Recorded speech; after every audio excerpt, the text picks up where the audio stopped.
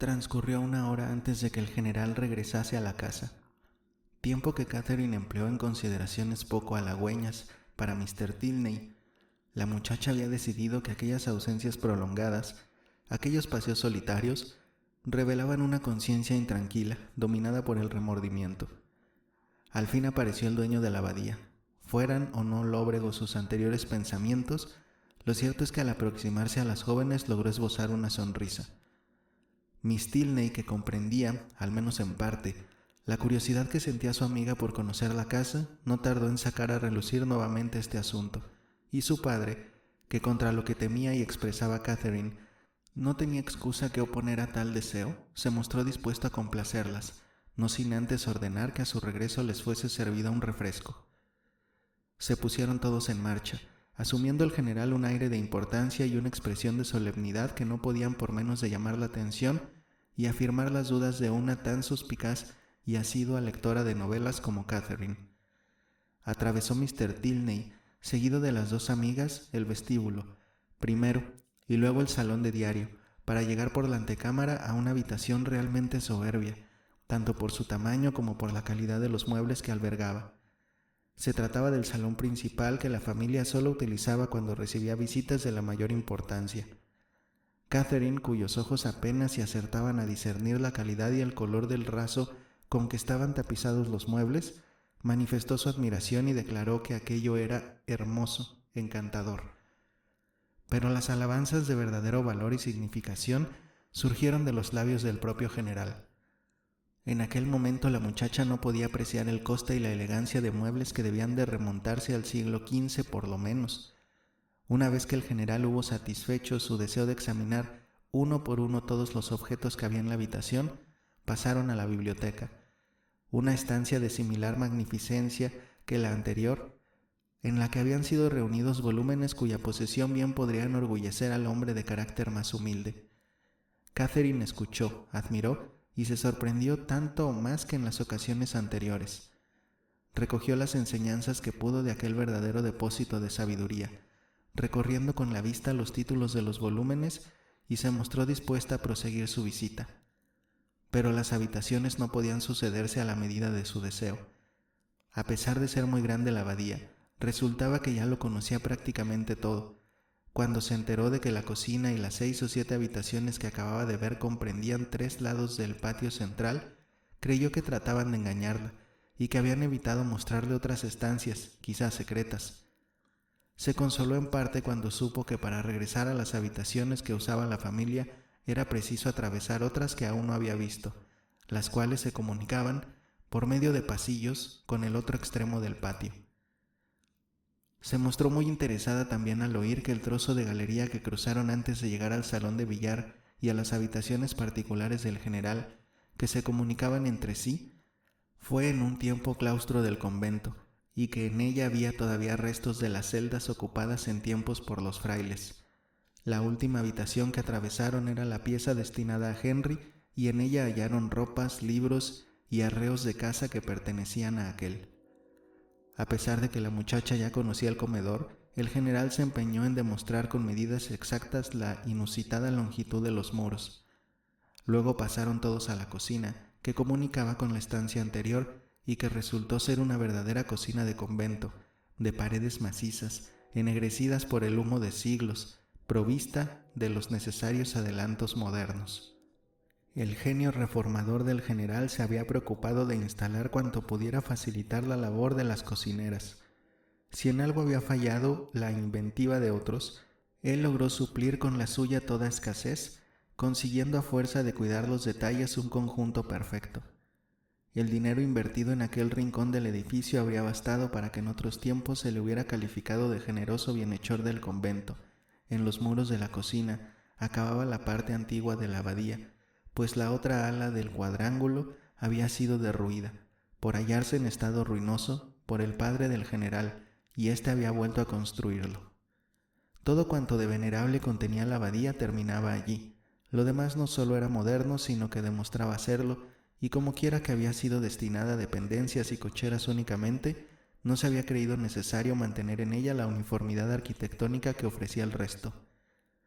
Catherine habría insultado de buena gana a quien había hecho desaparecer el trozo que sin duda había sido de mayor belleza y carácter, para lograr condiciones más ventajosas desde el punto de vista de la economía doméstica, y habría prescindido, si el general se lo hubiese permitido, de visitar lugares tan poco interesantes.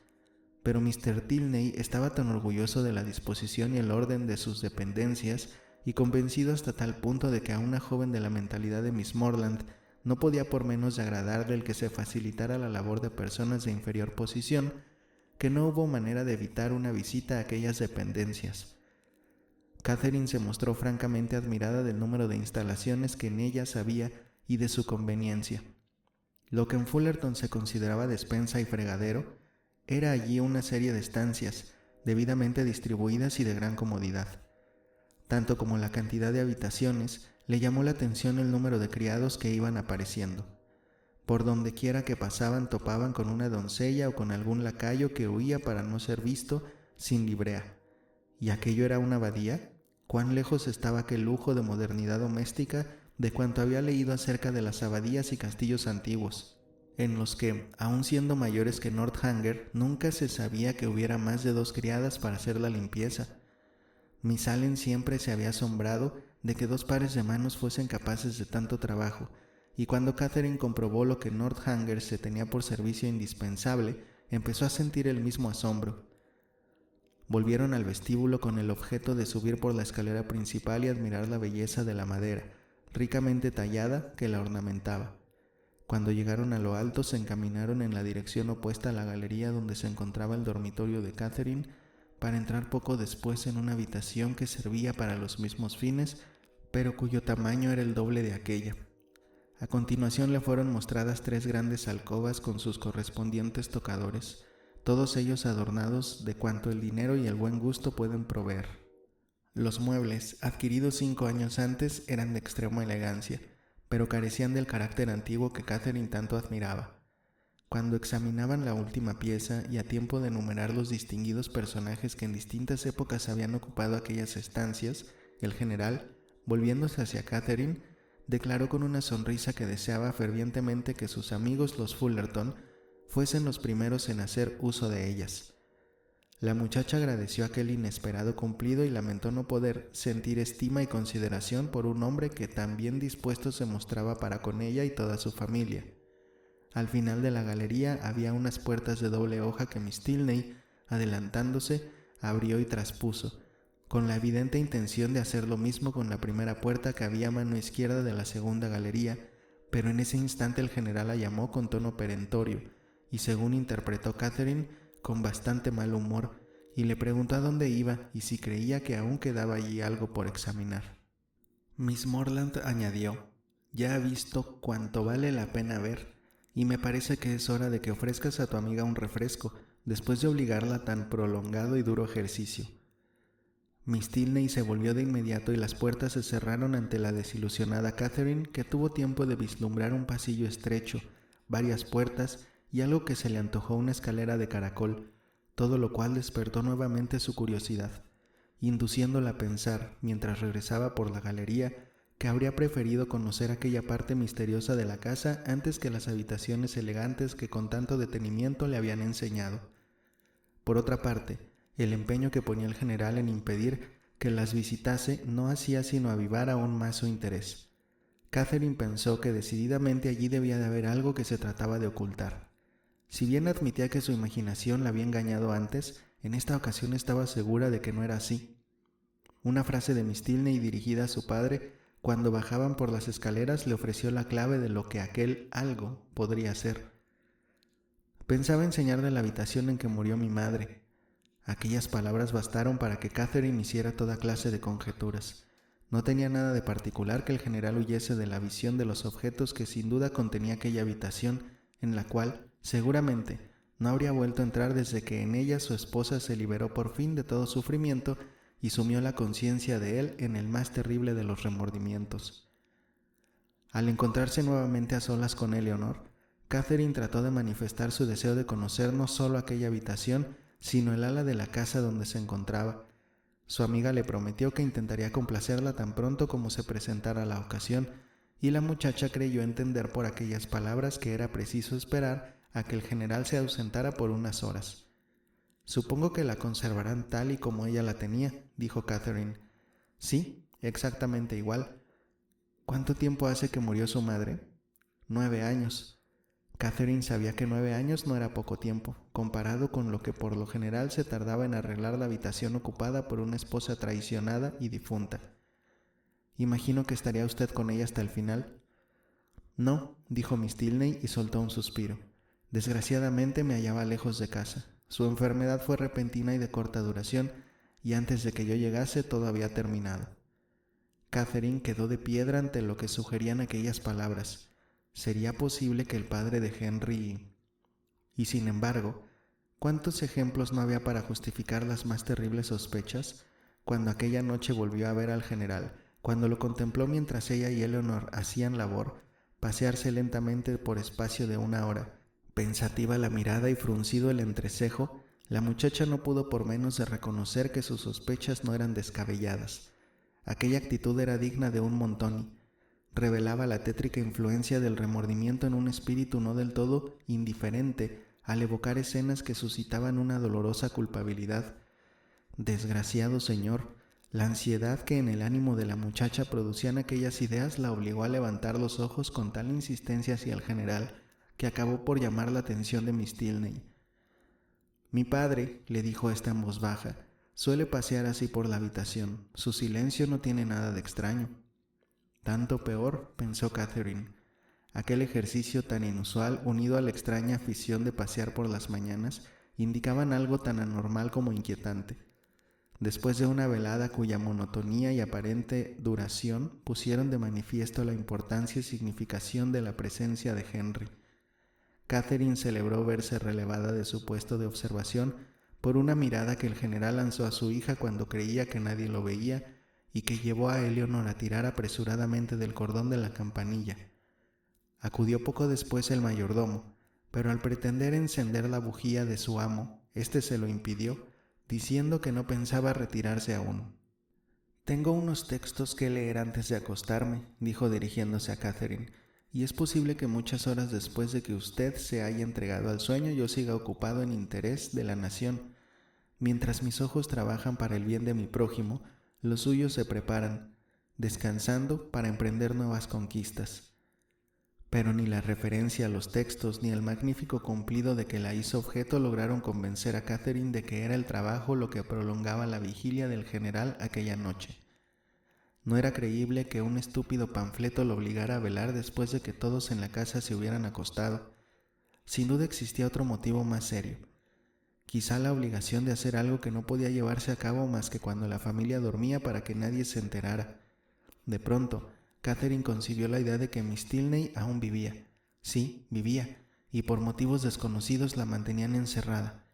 Sin duda, las manos crueles de su marido debían de llevarle cada noche el sustento necesario para prolongar su existencia.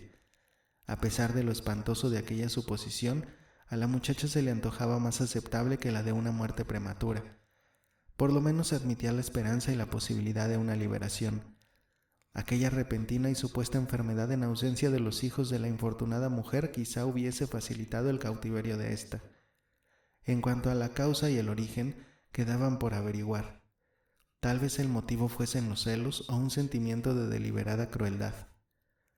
Mientras al desvestirse Catherine reflexionaba en estas ideas, se le ocurrió de repente que tal vez aquella misma mañana hubiese pasado junto al lugar en que se hallaba recluida la pobre señora. Quizá por un instante se halló a corta distancia de la celda donde languidecía, secuestrada. ¿Qué otro lugar de la abadía podía ser más adecuado que aquel para llevar a cabo tan nefasto proyecto? Recordó las misteriosas puertas que había visto en el pasillo. ¿El general no había querido explicar su finalidad? ¿Quién sabía a dónde conducían? Se le ocurrió también, en apoyo de la posibilidad de semejante conjetura, que la galería donde estaban situadas las habitaciones de la desgraciada Miss Tilney debían de estar, si la memoria de Catherine no andaba descaminada, encima precisamente de las viejas celdas, y si la escalera que había junto a dichas habitaciones se comunicaba de algún modo secreto con las celdas, era evidente que esto habría favorecido los bárbaros planes de aquel hombre sin conciencia. Por aquella misma escalera tal vez hubiese sido conducida la víctima en un estado de premeditada insensibilidad. Catherine se asustaba a veces de su propia osadía, en tanto que otras deseaba estar equivocada en sus suposiciones, pero las apariencias favorecían de tal manera sus conjeturas que le era imposible desecharlas por absurdas e infundadas. Como quiera que el ala donde suponía que estaba encerrada Miss Tilney se hallaba enfrente mismo de la galería, junto a su propia habitación, pensó que si ella extremaba su vigilancia quizá consiguiese ver por entre las rendijas de las ventanas algún rayo de luz de la lámpara que seguramente llevaría el general cuando visitaba a su esposa en su prisión. Animada por tal idea, Catherine salió por 2 veces de su cuarto y se asomó a la ventana de la galería. No vio nada. Las ventanas permanecían a oscuras. Evidentemente aún era temprano. Varios sonidos apagados le hicieron suponer que la servidumbre aún permanecía levantada. Pensó que hasta la medianoche sería inútil asomarse, pero en cuanto diera esa hora y todo estuviera en silencio, ella, si la extrema oscuridad no le causaba temor, ocuparía nuevamente aquel puesto de observación. Sin embargo, cuando el reloj sonó la medianoche, Catherine llevaba media hora dormida.